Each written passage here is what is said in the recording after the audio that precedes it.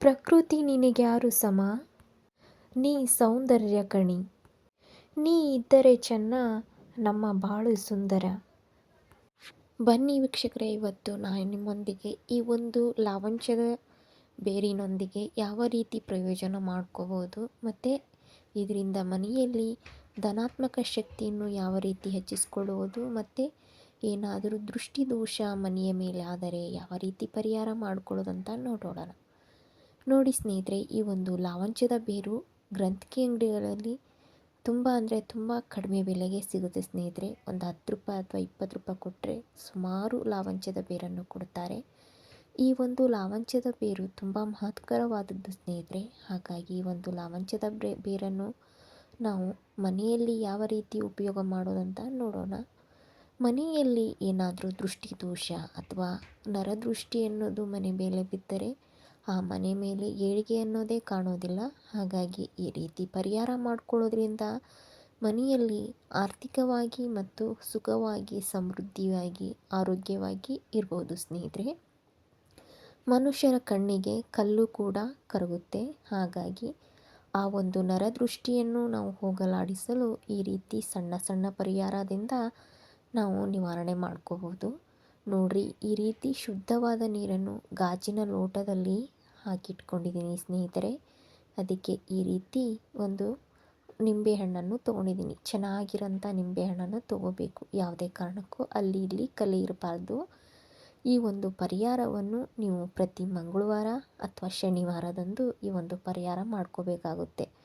ಈ ಒಂದು ನಿಂಬೆಹಣ್ಣು ಮತ್ತು ಲಾವಂಚದ ಬೇರನ್ನು ನಾವು ಎರಡು ಪದಾರ್ಥದಿಂದ ಮನೆಯಲ್ಲಿ ಎಂಥದೇ ಒಂದು ದೃಷ್ಟಿ ಇದ್ದರೂ ನಿವಾರಣೆ ಆಗುತ್ತೆ ಸ್ನೇಹಿತರೆ. ಯಾಕಂದರೆ ಮನೆಗೆ ಬಂದಂಥ ಅತಿಥಿಗಳಾಗಲಿ ಯಾರೇ ಆಗಲಿ ಬಂದ ತಕ್ಷಣ ನೋಡೋದೇನಪ್ಪ, ಮನೆಯನ್ನು ನೋಡ್ತಾರೆ. ಕೆಲವೊಬ್ಬರು ಕಣ್ಣುಗಳಂತೂ ಚೆನ್ನಾಗಿರೋದಿಲ್ಲ. ಹಾಗಾಗಿ ಆ ಒಂದು ಕಣ್ಣಿನ ದೃಷ್ಟಿ ಎನ್ನುವುದು ನಮ್ಮ ಮನೆಯ ಮೇಲೆ, ನಮ್ಮ ಎಲ್ಲ ಕುಟುಂಬದ ಮೇಲೆ ಬೀಳಬಾರದು ಅಂದರೆ ಈ ಒಂದು ಪರಿಹಾರವನ್ನು ಮಾಡಿಕೊಳ್ಳಿ ಸ್ನೇಹಿತರೆ.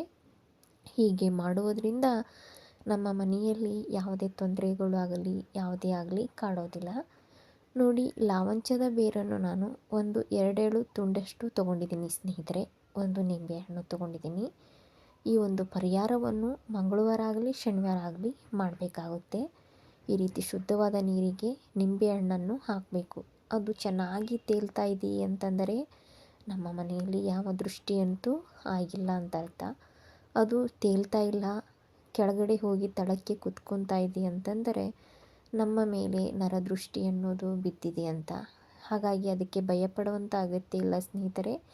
ಇದರಿಂದ ಈ ಒಂದು ಲಾವಂಚದ ಬೇರು ಮತ್ತು ನಿಂಬೆಹಣ್ಣನ್ನು ಪ್ರತಿ ವಾರ ಹಾಕುತ್ತಾ ನೀರನ್ನು ಚೇಂಜ್ ಮಾಡುತ್ತಾ ಬಂದರೆ ನಮ್ಮ ಮನೆಯಲ್ಲಿ ನರದೃಷ್ಟಿ ಅನ್ನೋದು ನಿವಾರಣೆ ಆಗುತ್ತಾ ಬರುತ್ತೆ ಸ್ನೇಹಿತರೆ. ಈ ಒಂದು ನೀರನ್ನು ನೀವು ಈ ರೀತಿ ಹಾಕಿಡೋದ್ರಿಂದ ಮನೆಯಲ್ಲಿ ಬಂದ ಯಾರೇ ಒಂದು ವ್ಯಕ್ತಿಗಳಾಗಲಿ ಕಣ್ಣೆದುರಿಗೆ ಈ ಒಂದು ಬಾಟಲು ಕಾಣಬೇಕು. ಈ ರೀತಿ ಕಾಣೋದ್ರಿಂದ ಅವರ ಕಣ್ಣು ಇದರ ಮೇಲೆ ಬೀಳುತ್ತೆ. ನರದೃಷ್ಟಿ ಅನ್ನೋದು ಇದರ ಮೇಲೆ ಬೀಳುತ್ತಲ್ವ. ಹಾಗಾಗಿ ನಮಗೆ ಯಾವುದೇ ಒಂದು ದೃಷ್ಟಿ ದೋಷ ತಗೊಳ್ಳೋದಿಲ್ಲ ಸ್ನೇಹಿತರೆ. ಈ ಒಂದು ಪರಿಹಾರ ಮಾಡಿಕೊಡ್ರಿ. ಇದರಿಂದ ಆಗುವ ಲಾಭಗಳು ನೀವೇ ಕಂಡುಕೊಳ್ಳಿ ಸ್ನೇಹಿತರೆ. ತುಂಬ ಅಂದರೆ ತುಂಬ ಉಪಯೋಗ ಆಗುತ್ತೆ. 2 ಪದಾರ್ಥದಿಂದ ಈ ಒಂದು ಪರಿಹಾರದಿಂದ ನಿಮಗೆ ತುಂಬ ಸುಖ ಸಂತೋಷದಿಂದ ಇರ್ಬೋದು. ಮನೆಯಲ್ಲಿ ಯಾವುದೇ ತೊಂದರೆ ತಾಪತ್ರೆ ಇರೋದಿಲ್ಲ ಸ್ನೇಹಿತರೆ. ಹಾಗಾಗಿ ಇದರಿಂದ ನೀವು ಕೂಡ ಪ್ರಯೋಜನವನ್ನು ಕಂಡುಕೊಳ್ಳಿ ಸ್ನೇಹಿತರೆ. ಮತ್ತು ಈ ಒಂದು ಲಾವಂಚದ ಬೇರು ಸುಮಾರು ಬಗೆಯ ಉಪಯೋಗವನ್ನು ಮಾಡ್ಕೊತಾರೆ. ಇದನ್ನು ಲಾವಂಚದ ಬೇರನ್ನು ನೀರಿನಲ್ಲಿ ಬೆರೆಸಿ ಕುಡಿಯುವುದರಿಂದ ಆರೋಗ್ಯವು ಸುಧಾರಣೆ ಆಗುತ್ತೆ. ತ್ವಚೆಯ ಮೇಲಿನ ಗುಳ್ಳೆಗಳಿದ್ದರೂ ನಿವಾರಣೆ ಆಗುತ್ತೆ ಸ್ನೇಹಿತರೆ. ಮತ್ತು ಕೂದಲಿನ ಹೊಳಪಿಗೂ ಈ ಒಂದು ಲಾವಂಚದ ಬೇರು ಬಳಸುತ್ತಾರೆ. ಈ ಮಾಹಿತಿ ಇಷ್ಟ ಆದರೆ ನಿಮ್ಮ ಕುಟುಂಬದವರಿಗೂ ಸ್ನೇಹಿತರಿಗೂ ಕೂಡ ಶೇರ್ ಮಾಡಿ. ಮತ್ತೆ ಸಿಗೋಣ ಹೊಸ ಮಾಹಿತಿ ಹೊಸ ರೆಸಿಪಿಯೊಂದಿಗೆ. ಇವತ್ತಿನ ಮಾಹಿತಿ ಇಷ್ಟ ಆದರೆ ಪ್ಲೀಸ್ ಒಂದು ಲೈಕ್ ಮಾಡಿ, ಶೇರ್ ಮಾಡಿ, ಕಮೆಂಟ್ ಮಾಡಿ. ಧನ್ಯವಾದಗಳು ಸ್ನೇಹಿತರೆ. ಶುಭೋದಯ.